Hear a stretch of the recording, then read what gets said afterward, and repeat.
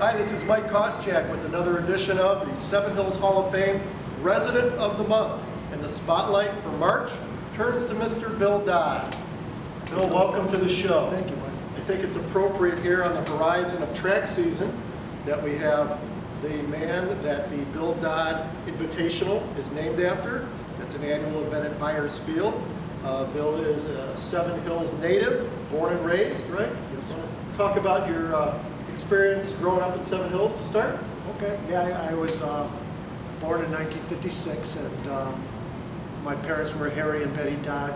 My dad, Harry, was a volunteer fire department, on the volunteer fire department back in the 50s and 60s. He was one of the first volunteer firemen here, and it was kind of fun doing that. I spent a lot of time at the firehouse with him and that. And that would be the old firehouse. The old firehouse over, yeah, exactly, over on Hillside Road in Broadview. In fact, the Chief Speece, he was one of the first chiefs. He made me the honorary mascot. I remember the good days there. They had the fire trucks were actually trucks that were made into fire trucks. We had a ambulance that was actually donated by Mr. Donald Fallhaber over at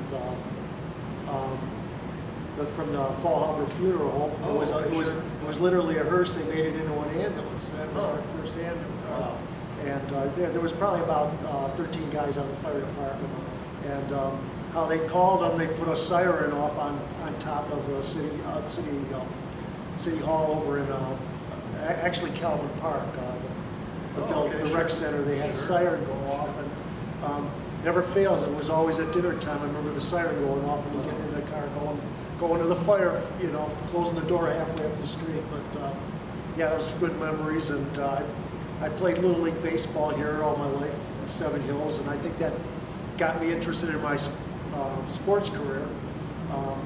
I attended Seven Hills Elementary, which is the city hall, and went to Hillside, attended Hillside. I ran track, cross country, and wrestled there.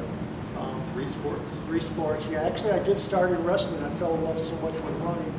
I just continued into the running. A lot of running and wrestling. Yep.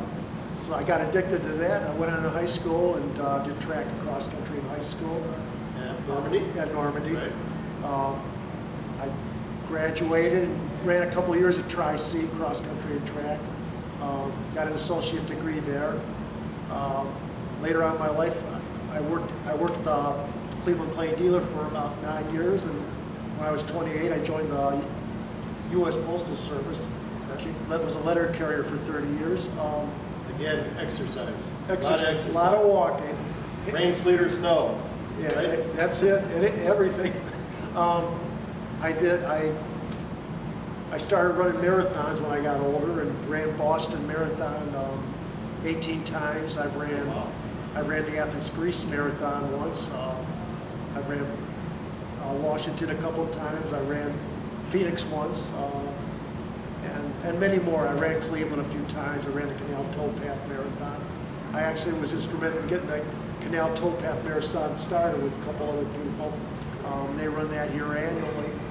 Now the Boston Marathon, that's the big one. And I understand that you have a role there still, like at a water station? Yes. What happened was, after all these marathon running, I had herniated disc in my back and bad knees. So I fortunately had to give it up. I ran one last time. The doctor didn't want me to run, but I said I want to be my last race, to finish there. So 2009 was my last race.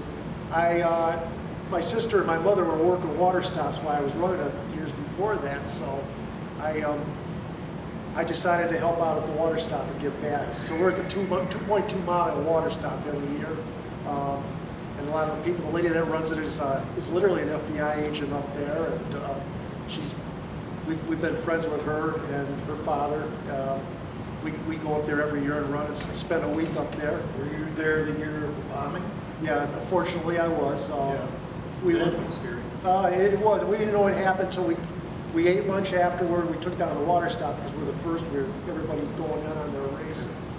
We got back to the hotel and actually got a text from one of my coworkers in Cleveland. There was 2 explosions at the finish line, and then we turned on the news and saw that. Yeah, it really. So fortunately, you weren't anywhere near. I was 24 miles away, thank goodness. Right. But It did bring back memories. The second explosion was actually at a restaurant I used to carbo load in the day before the marathon, so it kind of hit home. Sure. And it could have been worse if they would have done that in the area where the runners come out of the chute, meet with their families. It could have been a lot worse, but it was bad enough as it was. Never thought they would attack spectators. I thought they'd attack us runners if there was a problem like that. We were always told to be cautious. Actually, 9/11 really changed the Boston Marathon. They had so much security watching the runners, and then they have this happen. Sure. But now they got drones every half mile and watching everything that goes on. And, it's just the nature of what the world is. Big-time technology. So obviously an impressive career as an athlete, but also as a coach. Many years as a coach. Touch on that. Yes, I was literally doing a training run back in 1989 in the springtime, and I went up by Normandy, and one of the head track coaches said, "Hey, we need a distance coach. The kids want you to coach." So I said, "Well, I work at the post office. I don't know if I can do that." So I said, "Go ask your boss." So I went and asked him. I said, "Can I start an hour earlier so I can make it to practice?" Thank goodness he was a wrestling coach in his time. So he said, "Yeah, I think that would be great." So I started out as an assistant track coach that spring at track, and then the next year the guy that asked me to coach had get a promotion as a police officer. He was a policeman himself, and he got a promotion as a lieutenant, and he's now retired. It was Chief Schmiegel. He was actually was a deputy chief when he retired. But he was coaching with me. He asked if I wanted to take over as the head track and coach, so I did that. And after about 3 years, they asked me to coach cross country. So I did both sports for 11 years. Then I couldn't handle it because they were starting me earlier and earlier work, so I had to give up track because there's so many other coaches and athletes you got to deal with. So you kind of got to be there in time for that sport. Sure. So I did that. And I'm still coaching cross now, and then when I retired about 5 years ago from the post office, I applied at Hillside to be the track coach there. I figured that would help get more kids out for track in Normandy and get kids that come out for cross country in the fall. And this is my 5th year, so I'm still doing that. So I've coached. This is going to be my 46th season coming up now.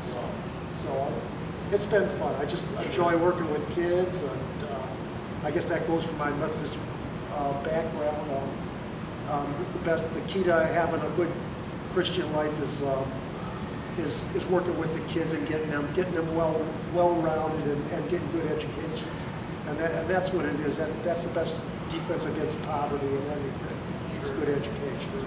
While at Normandy, I have some statistics: 6 league titles, 5 state qualifiers, a couple all-state runners, and coach of the year 6 times. Yeah. Well, when you win the league, you're coach of the year. So. Sure, outstanding. Well, I have some talented kids, and the kids you work with in track and cross country usually, for the most part, they're B&A students, and they're just really dedicated. So I give all the credit to them. So. Right, but I think probably the biggest mark you made is on those kids that you referred to, and I know that you still, I'm sure, keep in contact with a lot of them. Probably run into a lot of them here, there, and everywhere. And talk about that, like the feeling you get that you made an impact on those lives. Oh yeah, it's a tremendous impact, and it's just, just on their careers alone, what they're doing. There's a young man that was, he went to state for me, Steve Vargo. He wound up going to college. He was trying to get into West Point, and he couldn't get in there, so he went to Bowling Green University. This is an interesting. He's another Seven Hills, was a Seven Hills resident, but he couldn't get in there, so he went into he got a scholarship, and they said he had to serve in the military, and then when he got out, guess what he wound up doing? He went in to teach at West Point. He couldn't go there as a student, but yeah, he's doing real well now. He's working with Homeland Security. He finished his career as a major in Homeland Security. Got another young man named Brett Kiker, who's a deputy prosecutor for Cuyahoga County, and I got a young man. I don't know if I should say his name. He's Secret Service. He guards. Better not, it's a secret. Yeah, that's it. He guards prominently high officials in Washington. So, Sure. so it's Wow. yeah, it's just great, you know, that these kids go on with what they did, and it gives them, instills discipline. So. And even though you may not compete at the high level that you used to, I still see you running constantly. You pass my house a lot, we stop and talk, but still in great shape, and still enjoy running, just the love of running. Oh, absolutely. I just enjoy getting out. In fact, the doctor says if you race anymore, you won't be able to run. And I said, well, I'd rather just get out and run. Sure. And essentially, he said the best way to keep arthritis out of your knees and back is take the car out of the garage and run it once in a while. So that's what I do with my body. So I think that's good advice, because when I don't run, I think I hurt more. You know? And the stress level just goes up. My BP goes up. When I go out for a run a couple days, the blood pressure goes down. And it's just a great feeling. Not as great as running 20 miles, but Right. I try to get out and run 4 or 5 miles, just to keep going. So as the weather's warming up and people start getting out and about, and you see Bill jogging throughout Seven Hills, give him a wave or a beep and a hello, and congratulations And for thanks, joining us Mike. today. Seven Appreciate Hills it. Resident of the Month for March, Bill Dodd. Thanks for watching. Thank you.